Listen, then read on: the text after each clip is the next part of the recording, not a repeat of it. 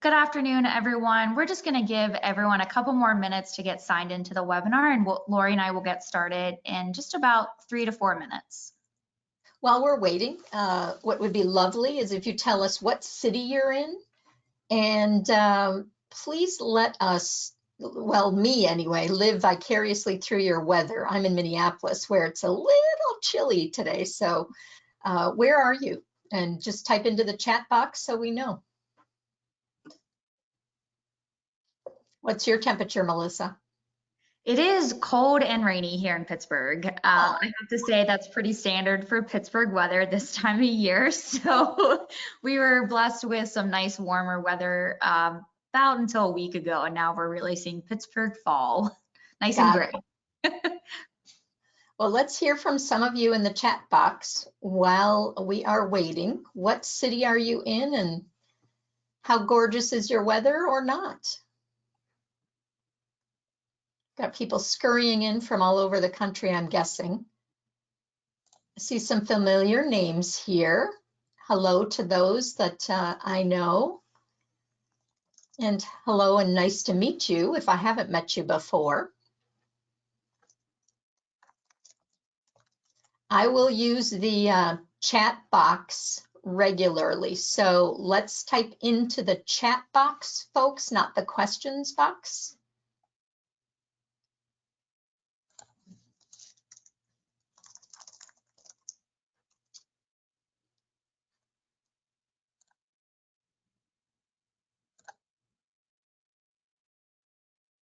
If you can see the difference now, it may be that you can't see the chat box. So that's something I would want to know. It looks like quite a few folks are typing into the questions box. Do you know, Melissa? I don't. It looks like a few people have said that they are not seeing the chat box. All right, so then we'll just use the question box. That is just fine. I'm going to unhook that one so I have that one in front of me. And then I can see where you're all from. Oh, Nova Scotia, love it. Pocatello, Idaho, been there. Oxford, Ohio, Roanoke, Virginia, and Minneapolis, where I am. It is actually pretty nice out today. It was chilly this morning.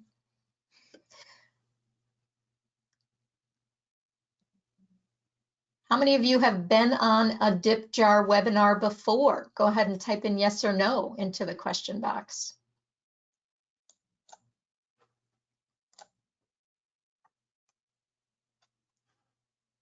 And why don't we go ahead and get started? And the couple of first slides that I have are, just to get people a little time to get settled. So, and I've got a lot we want to cover in our 1 hour. Great. Well, thank you everyone for joining us today. We really appreciate you taking the time out of your afternoon. Lori and I really hope that you get a lot out of this webinar. We think you will. So just to kick it off, I wanted to introduce myself. I'm Melissa Smith. I am the Director of Marketing here at DipJar. I joined the DipJar team after spending about 6 or 7 years working in the nonprofit space doing marketing and fundraising. Made the transition to DipJar during COVID, which is definitely interesting if anybody else experienced a job change during COVID. It was fun. But so I've been with DipJar the past year, a little over than that. And for those of you that maybe aren't familiar with DipJar, we offer a fundraising solution.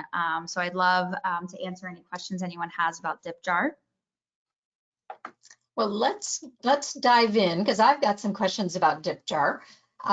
But thanks, Melissa, for inviting me to be here today and do this with you. I'm learning about you all and your organization, and your important work supporting nonprofits. But I want to say thank you to all the organizations that are out there doing the in the trenches hard work. And it has been quite a different kind of job over the last 18 months or so. And a lot of things go unseen. So thank you for the work you do, seen and unseen, every day. I'm curious though, because I'm new to DipJar, how many of you are already DipJar users? Would you go ahead and type into the chat box, or I'm sorry, the question box we're using, and let us know just by a yes or a no Yes, we're already users. No, we're not. And while you're doing that, what I'm going to do is I'm going to stop sharing my screen for a moment. Is what I'd like to know from you, Melissa, is, okay, what is a DipJar? Of course, yeah. So simply put, what I like to explain the DipJar device, our flagship product, is a credit card donation jar. So it looks like a jar, it's super engaging, it has a donation amount on the top, and everyone can donate using their credit card. So it's a great replacement or addition to those traditional acrylic or lucite cash boxes. Got it. Okay, so you could have them in multiple places. Yeah, so that's what we absolutely suggest. Is it's a great fundraising tool to integrate into your fundraising strategy through the entire year. So you can take it to your events. If you're not doing events and you have your organization has a location, we definitely recommend placing a DipJar at your organization's, in your lobby, at your registration desk. Put it out at community partner locations, local restaurants, coffee shops.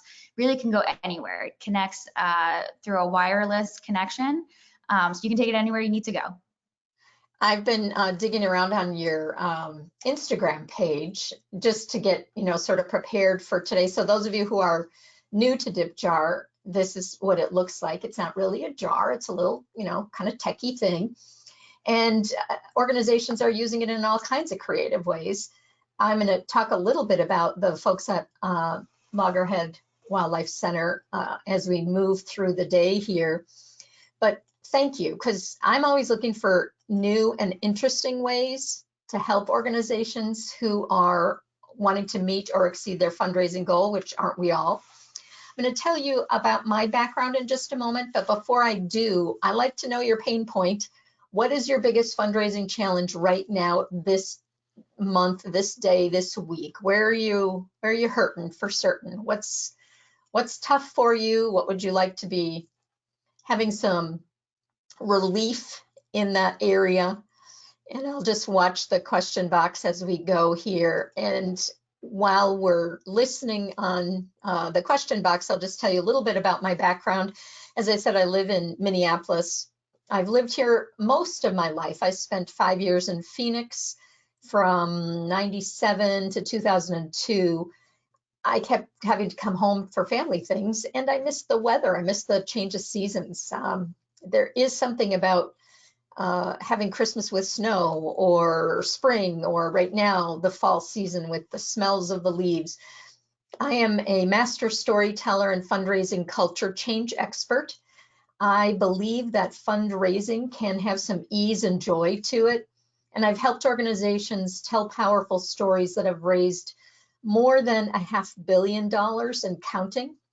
I've been an executive director, development director, board member. I've worked with small and startup and large and institutional and everything in between, both as a staff person and as a coach now and trainer. What I used to tell my parents is I want to help everyone in the whole state of Minnesota. So maybe I should be governor of Minnesota, or because I love to travel, maybe I could be a flight attendant.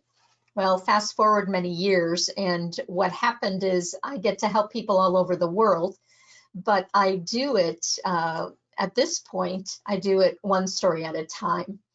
And I'll tell you about that story in a moment. I just want to take a look at what some of your answers are about your fundraising challenges. So let's go back to that.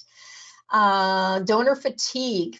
All right, so Beth, I'm going to give you my thought on donor fatigue just because yours is the one I saw first. Your answer is the one I saw first. I actually believe that it's not donor fatigue. It is uninspired message fatigue. So maybe today you'll find some things that you could do to tweak your messaging to inspire some of your supporters. Everyone is asking now as the year ends. Yep, so how do we stand out? Carol wants to know. Increase individual donors, hesitation from donors to attend whatever kind of event there is, right? Support for admin, just overhead. How to we're hoping for a strong year-end giving campaign. Well, Sarah, I'll tell you, hope is not a fundraising strategy, but telling powerful stories about people and money is. Finding good placements for our DipJar within businesses, love it. New on the board, trying to revive a sleepy annual fund. Okay. Our focus now, final 3 months of endowment campaign. Go for it, Christine. We're new, and getting people to hear our story and donate to our cause is always a challenge. All right, so we'll give you some tools to do that. Working to get unrestricted dollars. Everyone wants to fund programs, but not salaries. Well, what I can help you with is some of the language around some of that. So as I said, I get to help organizations raise money through the stories they tell. And when we talked about naming this session, Melissa and I talked about what is the one thing we don't talk about enough, or we sometimes forget to talk about, and that is the money. What does it take? So some of you may have heard me tell this story of this little girl before. Madison was just 5 years old when I met her. I was living in Phoenix. I was the president and CEO of Prevent Blindness America, the Phoenix division. We were a huge staff of one. My title was president and CEO of myself, and we had 12 volunteers that had been trained before I arrived.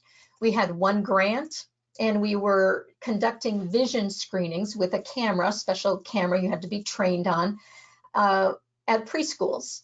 Now, that footprint was so small that it was almost embarrassing to ask for more money, because we already had $80,000, and I certainly wasn't making that amount. But what happened is, when I first started, on my desk was the picture of Madison and a note from her mother, Paula. And Paula said, whoever takes this job, I want to meet you and tell you our story, because I'm embarrassed that I didn't know my daughter was blind in her left eye, and our general practitioner, our pediatrician, didn't catch it either. And so we are so grateful, because now I'm told she will have perfect vision at some point in the future. So I will tell anyone about you, because I want you to do more vision screenings. So what Paula taught me very quickly, Paula's a smart woman, she's now a judge in Phoenix, she was a lawyer at the time, is to talk a bit about what it takes to do the work. So we would take Madison with us when we would go to talk to a new funder, or go to the Lions Club or the JCs, or we would have her picture in one of our appeals. We talked about her all year long, even though we had other kids to talk about as well. So what Madison would sometimes do when she would come with us is just say thank you for meeting with us, and that would melt people's hearts. But Paula would say, I want to make sure that Prevent Blindness can do more screenings. It takes $2,500 to purchase a camera so that Prevent Blindness could add additional sites. Right now, they can only do 2 sites a month, because we only have 12 volunteers and we don't want to overwork them. It takes 6 to 8 volunteers per screening per preschool. So we really quantified things, and we told, little things about how Madison was doing with her vision, but we made sure that folks knew it was $2,500 to get another camera. In 2.5 years, we grew to 5 staff. I trained nearly 900 volunteers. Our budget grew from individuals, not grant proposals, from individuals, to $1.2 million. And what I'm most proud of is our reach was exponential.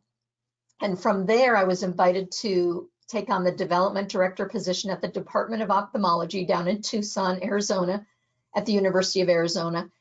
Drove round trip a couple of times a week from Phoenix to Tucson, and got to do some more amazing work. Now, donors, all of them, will stop giving at some point. Some of them when they pass on, some of them when they change their mind. When Penelope Burke, who is retiring at the end of this year, I believe, who does her research at Cygnus Research, she asks 25,000 donors a year, why do you stop giving? They all say things like, you spell my name wrong. I get 2 of everything. I'm getting things for my husband who passed away. You ask too much. You don't ask enough. I don't know what you did with my last gift. You just ask me. You never talk to me or update me.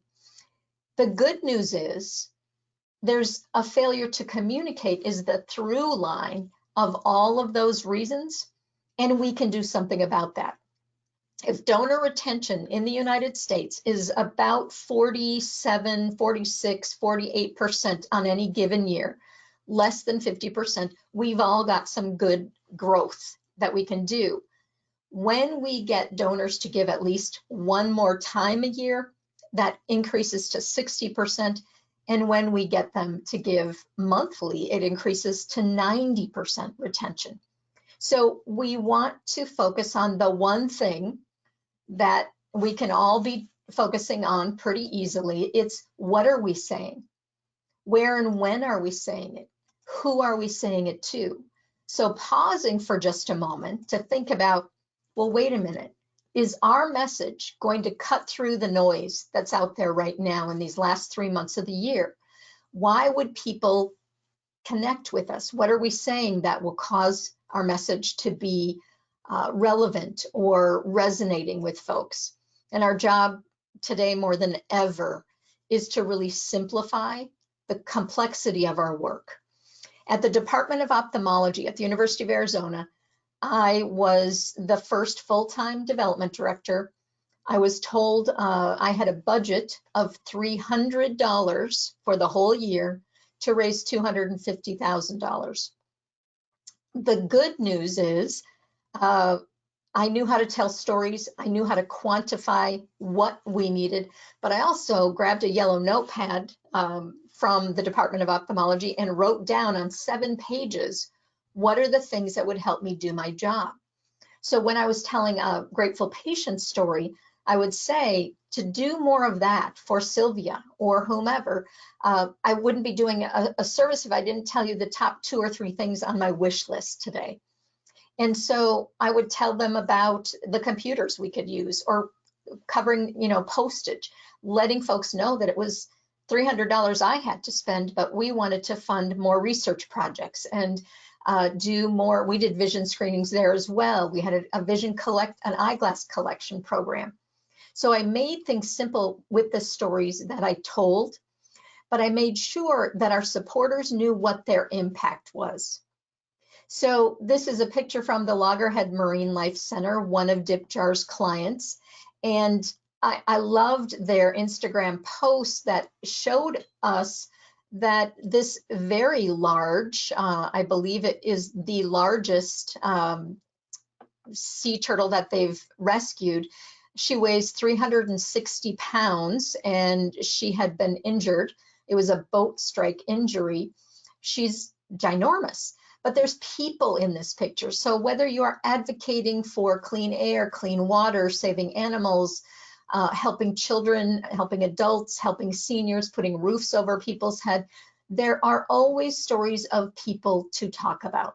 Your volunteers, the people in the community, staff. One of the things they did on their Instagram page is they did talk about with staff during Hispanic Awareness Month, some of the ways Hispanic volunteers and biologists and some of their staff and interns were making an impact.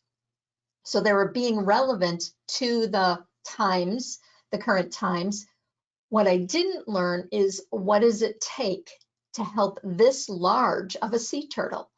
So that one thing we forget to talk about often is the money, and not in an ask you way, but what does it take to support a sea turtle like this, or a child or a senior, or provide a scholarship for one day, 1 week, 1 month, and then you want to share it everywhere.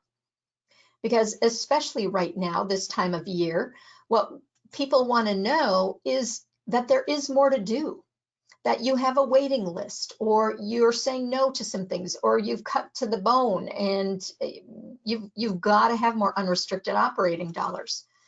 After doing this work for more than 35 years and helping organizations raise a lot of money, I know what it takes to help you exceed your goals, and it's really simple. and it is to keep things simple, but it's to do three things. It's to educate your community about the impact of their previous gifts in between when you're asking. So it's a little late now if the appeal's already going out or you're having an event next week or whatever's going to be happening. But you want to make sure that you're highlighting the life of a person, just like they were doing in the video on the Loggerhead Wildlife Center Instagram page. They were showing not only the sea turtle, but they were showing that there's real people and staff involved. And then regularly share your money story, which I'll define for you in a couple of minutes. If you had to answer these three questions and you could answer them succinctly, I believe you will raise more money immediately. So before you send the appeal, before you put up those social media posts, before you have your event, you want to be asking, what do we want people to feel? What do we want them to do? And by when do we want them to do it? So imagine you've got DipJars located in different places around the city where people are allowing, or you have them at your gala event, or you're using the Spark part of DipJar, which is on your phone, your mobile app part of it. Then what? I'm sorry, I just got distracted by Lori's question of what are the three things to do, and I'll go back to them, Lori. They were educate your donors about the impact of previous gifts, highlight the life of one person, and regularly share your money story. But you want to make sure when you're doing that, you're deciding how do we want people to feel, what do we want them to do, and by when.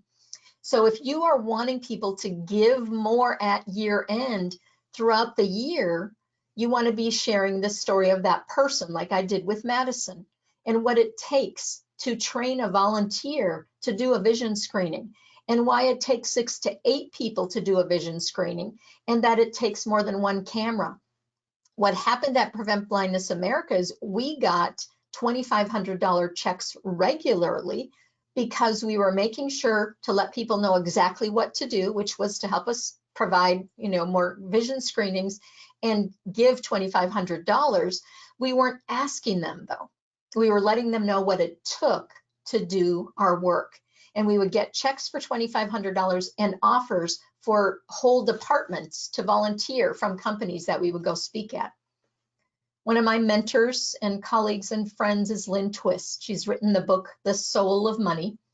And she talks about the privilege of fundraising, and that it is the privilege of helping to reallocate the world's resources away from that which we fear and toward that which we love. I believe that when we're fundraising, we are actually fulfilling the aspirations of our supporters.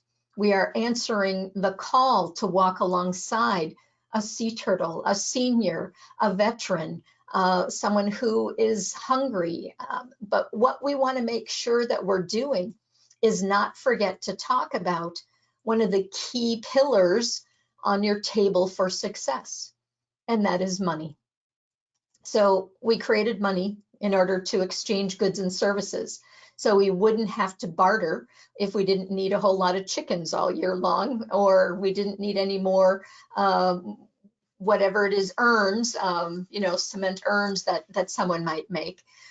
What we wanted to do though is we wanted to have money so we could do more with it. But I found, and I was raised in a household where we didn't talk about money, and money was sort of the root of all evil.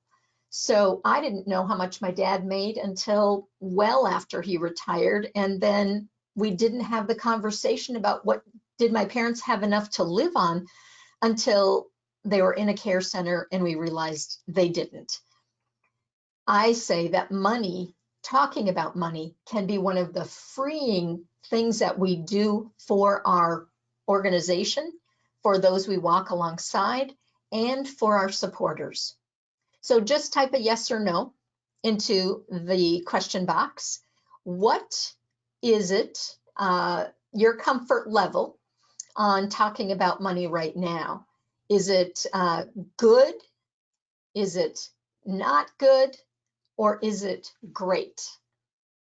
It's good, not good, or great? All right, we've got a lot of goods. Got a fair, a lot of goods. Good. All right. Got a couple of people who would like to maybe be better at it, or maybe you don't necessarily want to be better at it, but you know you're not good at it yet. So if it's uncomfortable to talk about money, if you feel like you're begging or you're afraid to get the no, just know that it feels uncomfortable for the other person as well, because we're giving money the power.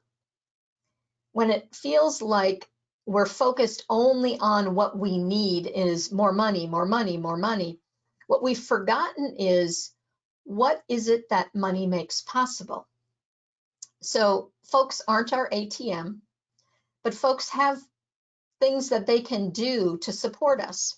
I'd like to have you think about your work, your mission, and talking about money through a different lens.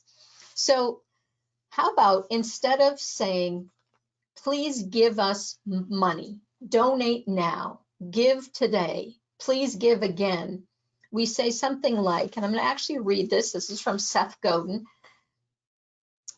You're incredibly good at your company or as an individual at generating dollars, generating revenue. We're incredibly good at our organization at creating change, helping people. So the change that we want to make in the world, unfortunately, doesn't itself generate a whole lot of money. But boy, does it create change and make lives better. It's hugely important. And what I know about making this change, it's as good and as important as what you know about making money and creating revenue. So let's divide and conquer. You continue to make the dollars that you do. We'll continue to create change, and together we'll partner. What we've just done when we look at money that way is we've elevated ourselves from a nonprofit to a transformational social profit organization, equal to the organization or the individual who has funding to support us, whether it be an organization or a corporation, a foundation, whomever it is. So now we're moving from this passive, apologetic model of fundraising to one that is about values and putting our partnership at the center of our conversation. So I like to remind you, it's not about how do we get more money, folks. It really is, what does money make possible? So I want to take a moment and have you answer in the questions box, what does money make possible in your organization? Easiest to talk about in my organization with my husband. Mary Jean, hello, good to see you.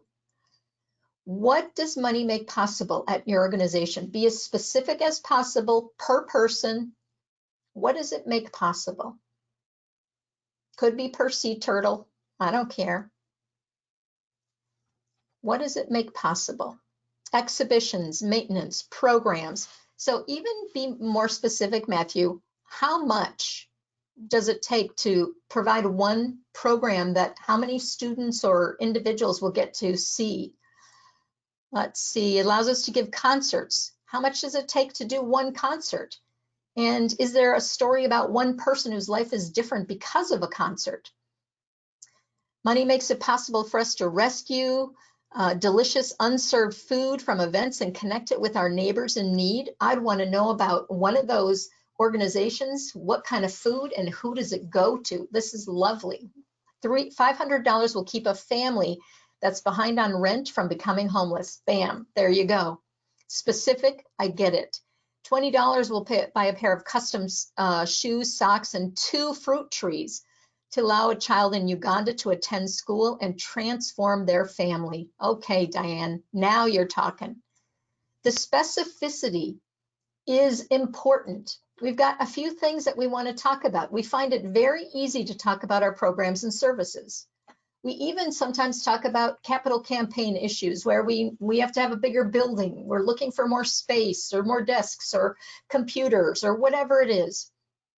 And now it's getting a little more difficult to talk about this leg on the table, the human capital. When we are able to be fully staffed or have all the volunteers that we require, we will be able to provide more programs and services. And that's one of the things we did at Prevent Blindness America, is to talk about what it would be like to have 500 volunteers and 600 and 700 volunteers. The other leg on your table, just below your mission here, is that capital, that is the money capital, but it's also the marketing messages to support your growth.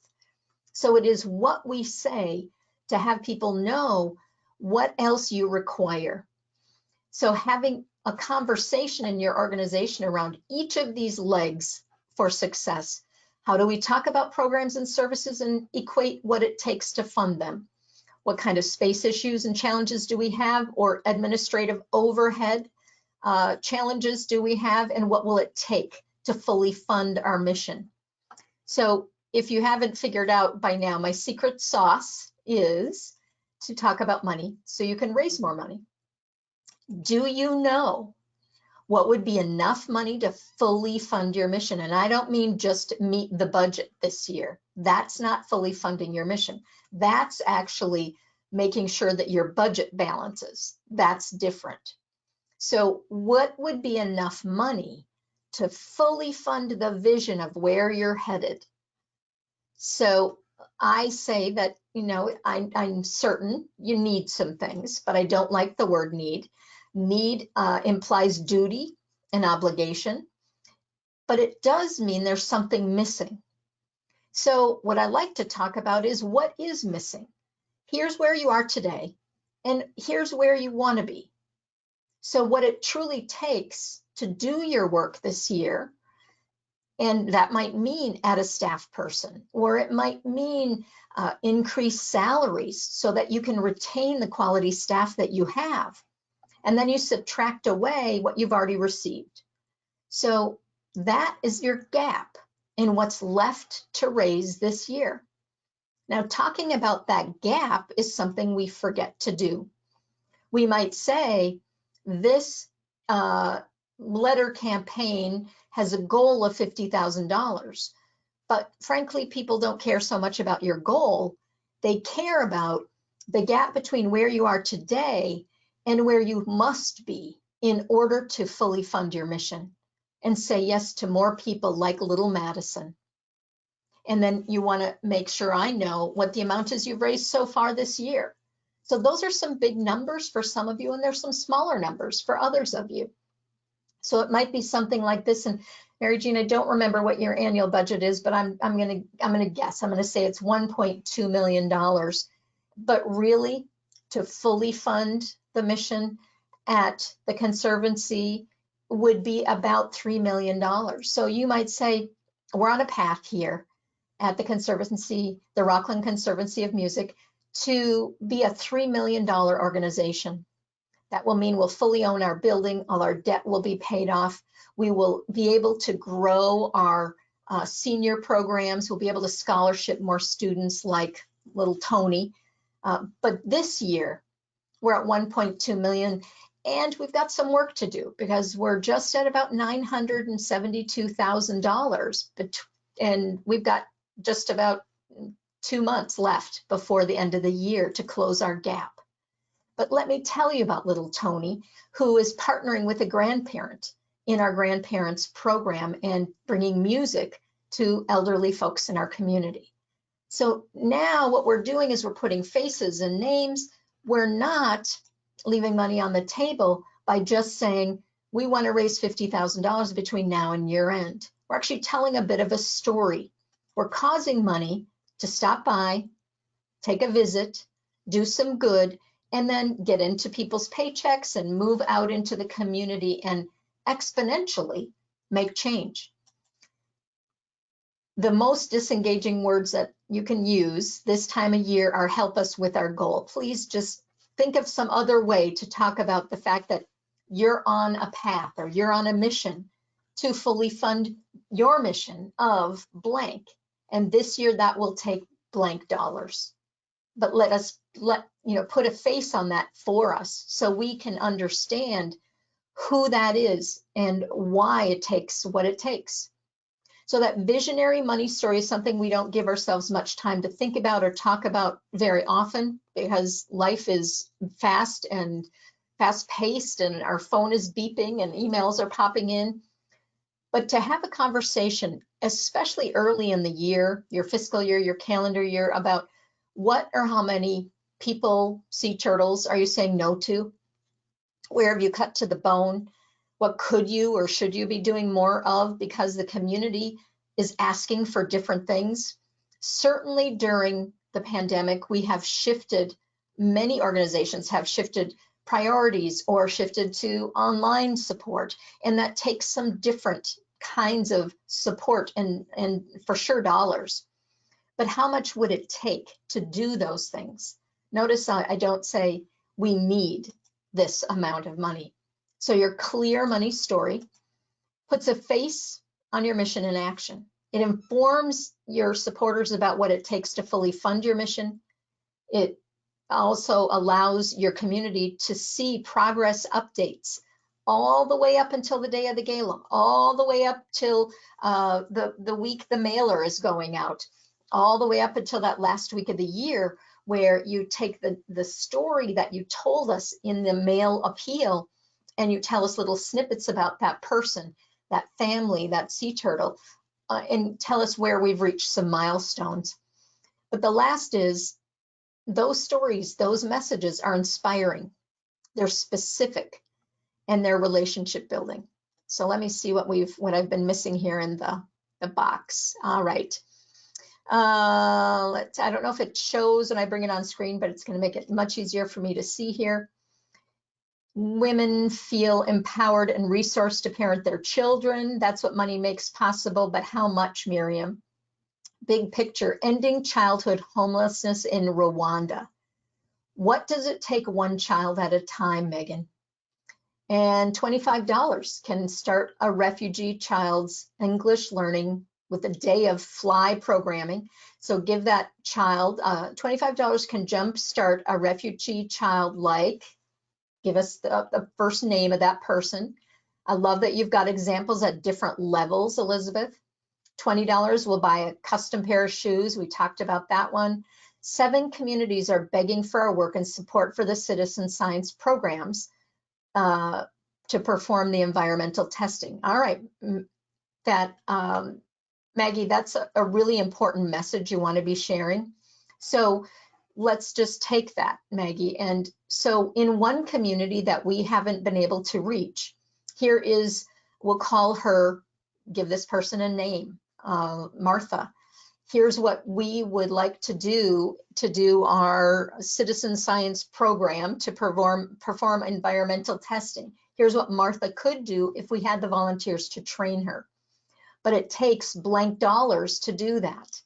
And so we're on a path to add 1 or 2 communities over the next 2 years, depending on how engaged and supportive our community is in partnering with us. What you're looking to do is you're looking to put a face on what I make happen, but share what it takes financially to make that impact. If I don't know that there's more to do, I go elsewhere. I give you the obligatory $5, $10. And with DipJar, what I've seen is people, once they understand there's more to do, they dip twice or 3 times at an event, because now they're inspired, not only by how easy it is, but that it's only $20 or $30 to do that thing that you talked about, and now they want to go do it again. So adopt the language of, here's what it takes. But when you have your DipJars out there in the community, and let me see if I can bring DipJar's screen back up on Instagram. What I want to know is, what does it take to do that work? So the campaign against hunger, what is the dollar amount? This was great. It was $10 to purchase treats or toys to create happy pets. So I'm guessing they got a lot of $10 gifts. There was another one I liked here, $10 equals 8 meals, 7 snacks, and a fruit drink to feed children and fuel the future. My guess is, and Melissa, you can weigh in here, When organizations are this visual with their DipJar, they raise more money. Absolutely. So the here's what it takes answers the question for folks so they don't have to guess. They don't have to wonder what's the amount I should make. And if you think, does this work talking about money? Yes. I've got hundreds and hundreds of stories. Some of you have heard my stories many times.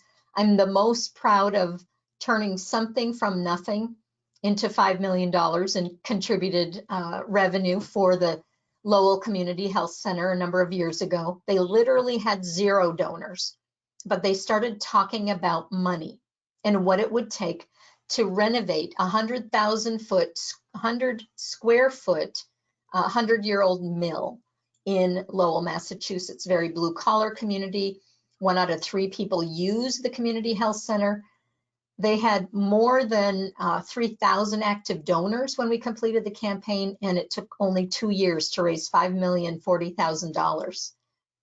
This is the story of a small organization in Iowa, in Waterloo.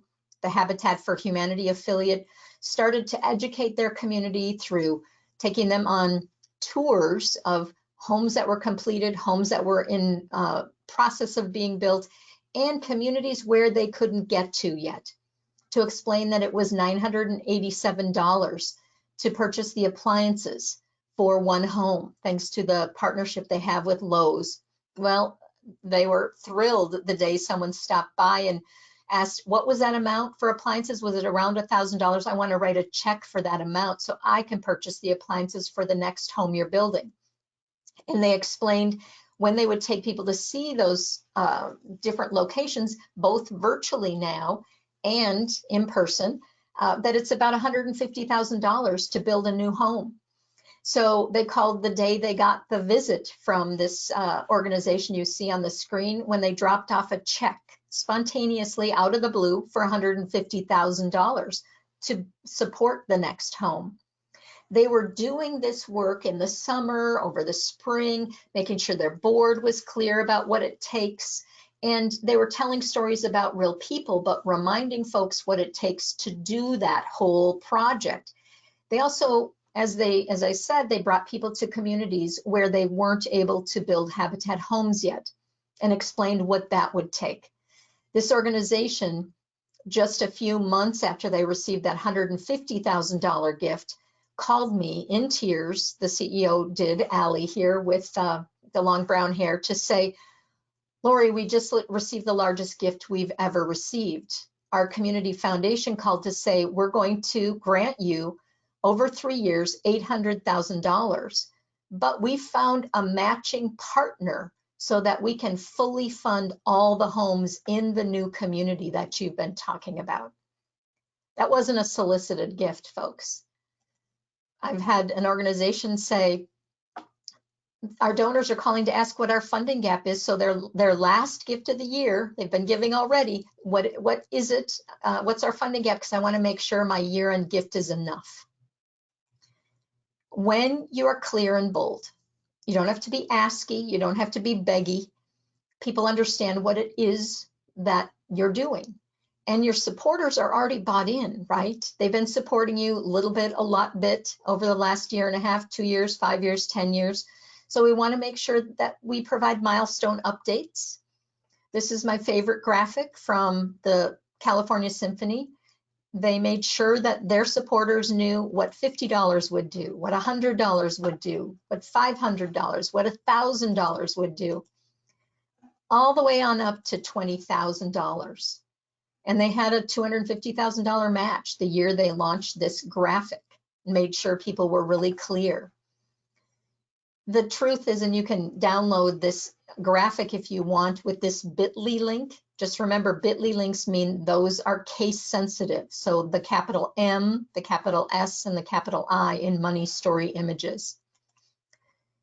At events, you might talk about what does it take to serve one person, what to walk alongside one person.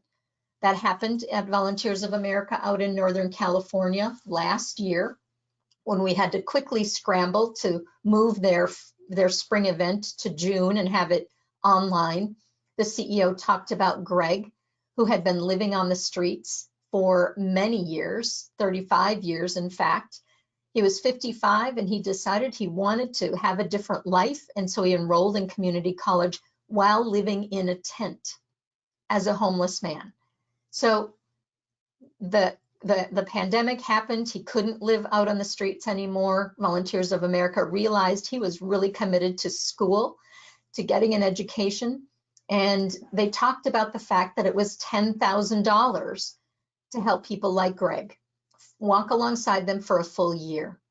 Well, they got a number of gifts for $10,000. But then in the mailer that went out, that is called Stories of Hope, just a month or two after their event, they retold this story because not everyone was at their event. So they let us know and they received more $10,000 gifts. Making sure that the story that you share about Ezekiel walking across campus inspires, because we are wanting him to succeed and he wants to succeed and you've been a part of that, but letting us know what it'll take to continue to support other students, other youth like him.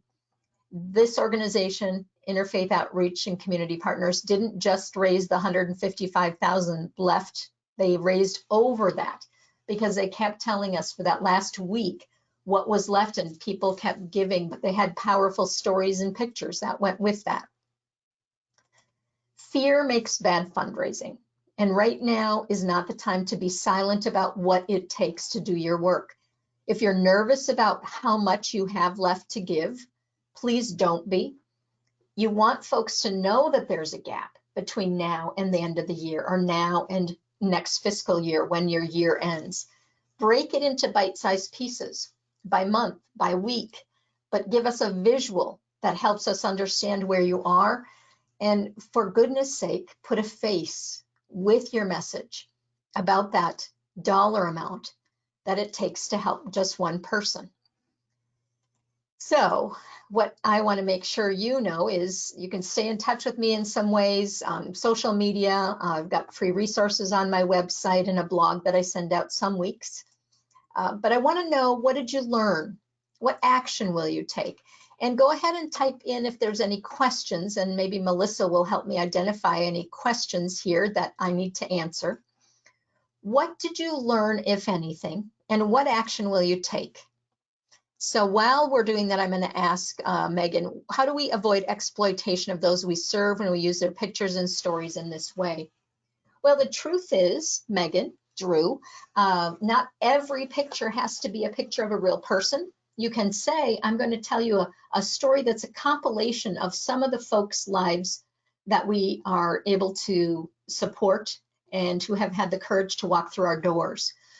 Telling stories is an honorable thing to do when we have permission to do so.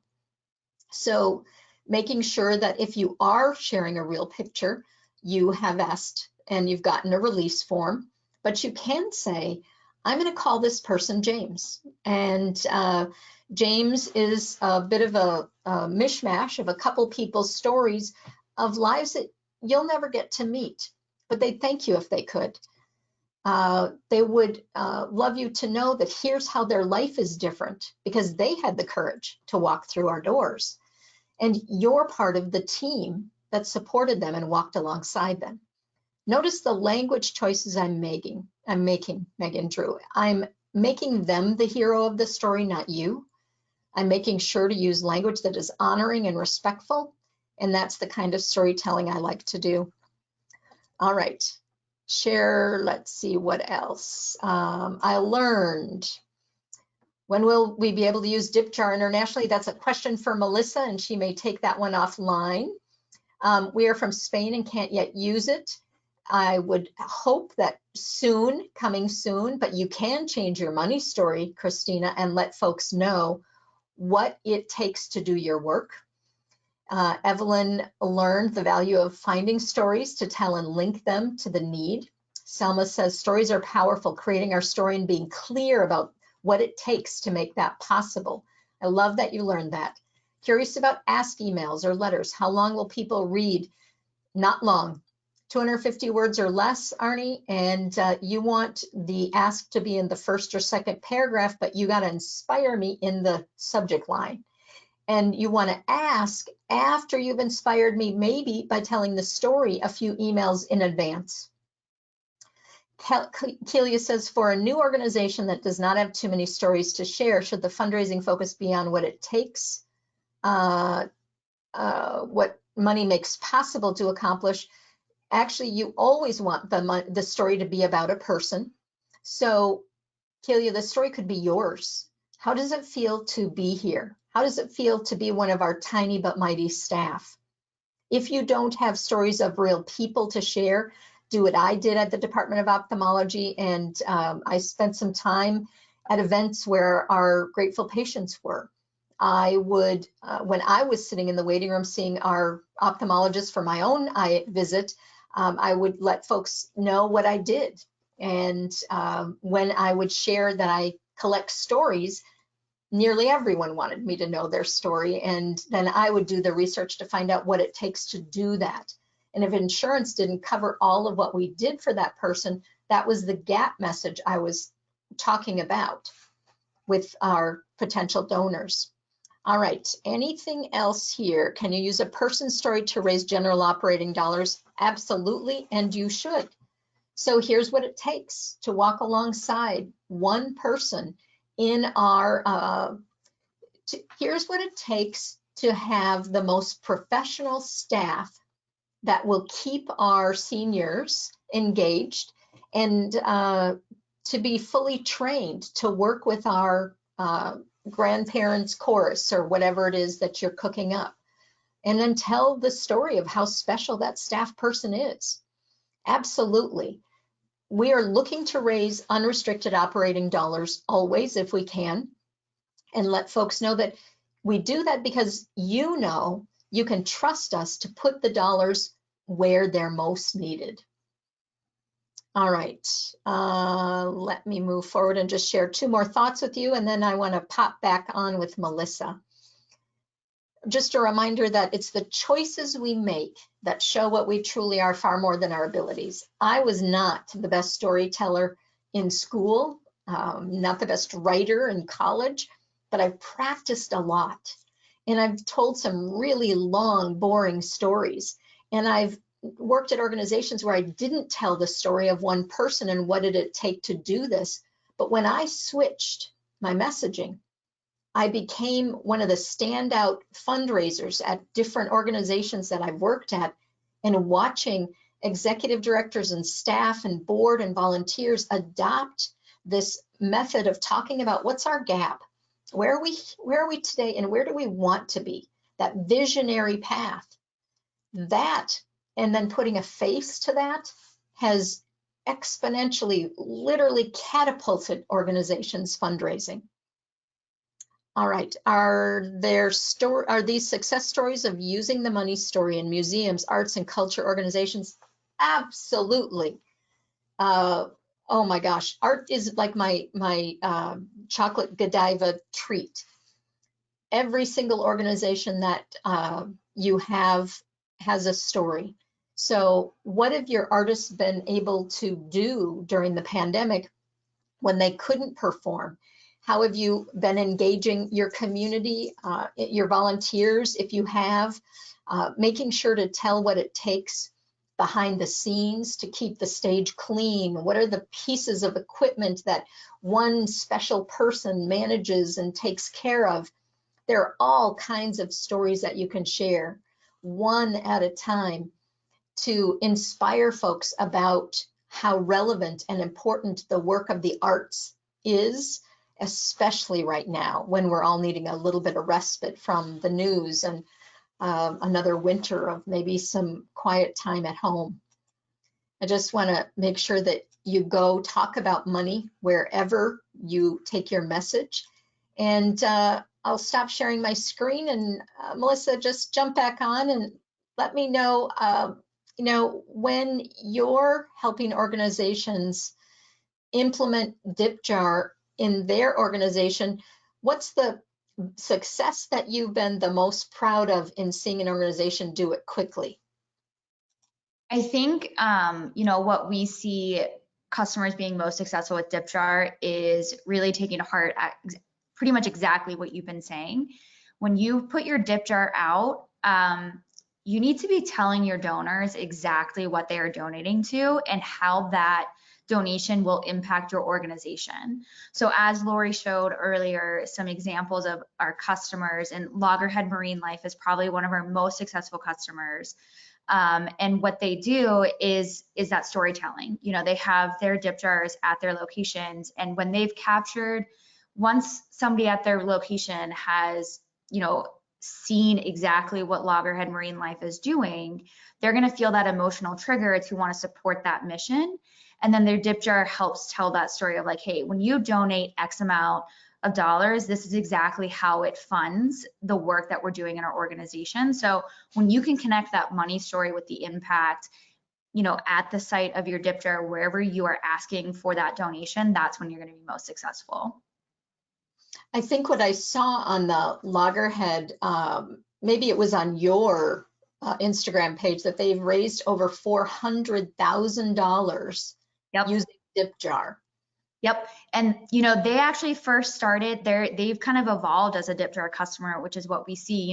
It's trial and error. That it's like, that's how donating and fundraising is. It's a little bit of trial and error. What works best with our donor audience? And so they started using their dip jars at their turtle releases on the beaches. And they actually took their dip jars down to the beach.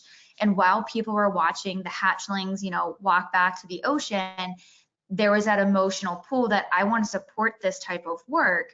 And they were being told, this is what it takes to do this work. And they had their dip jars right there for the donor to make that donation. And now it's kind of evolved. Dip jar is fully integrated into their fundraising strategy. And that's what we suggest, see what works, what can pull that trigger for your donors, and then just, build on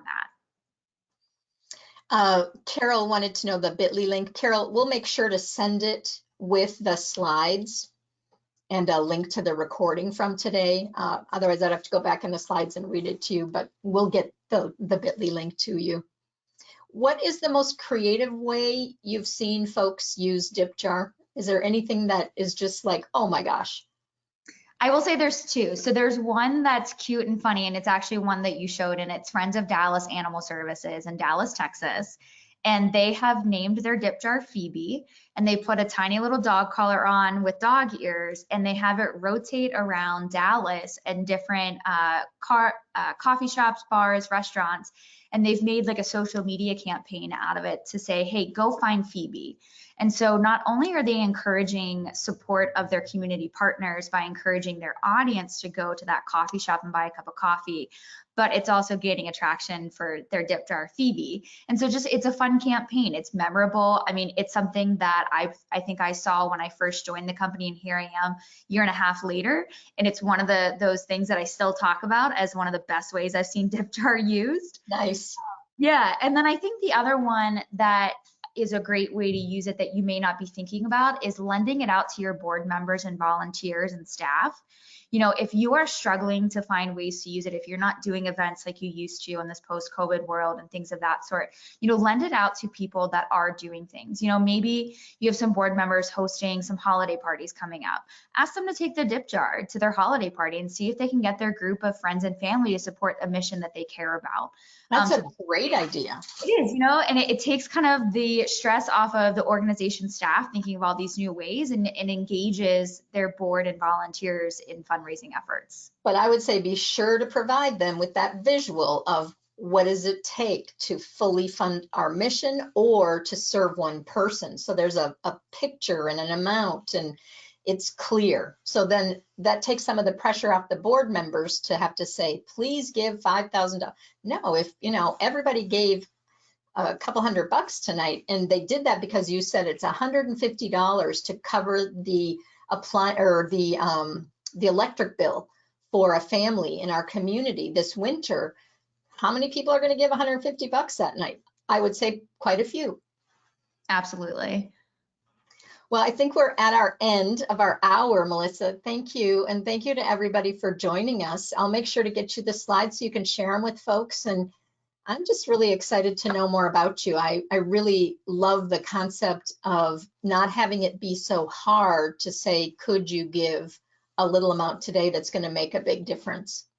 Absolutely. Lori, thank you so much for doing this. I think, you know, this is such an important topic as we're entering giving season. So I know everyone in attendance, I'm sure you're feeling the stress of the end of year fundraising, and I hope, you know, what you learned today can help assist you in that. And as Lori mentioned, we will be communicating with you after the webinar with a full recording and a copy of the presentation. So if you need to go back and look at anything or share it with your colleagues, you'll absolutely be able to do that.